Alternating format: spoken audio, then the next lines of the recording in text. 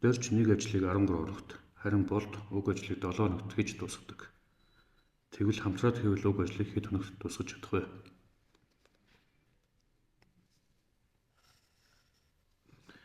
За эхний нөхцлөөс дорж нэг хоногт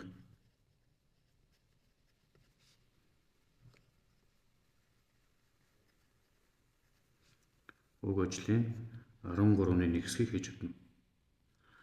Харин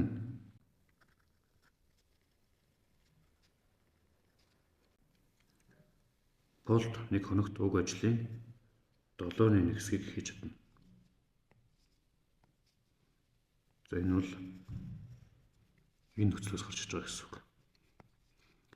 За тэгвэл хамтраад хийвэл нэг хоногт юу болох вэ гэхээр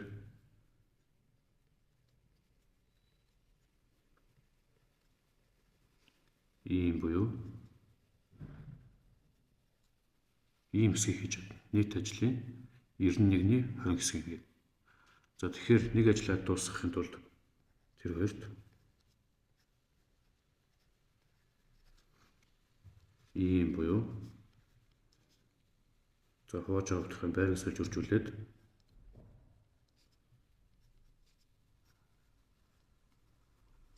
ийм хоног шаардлагатай. За нэг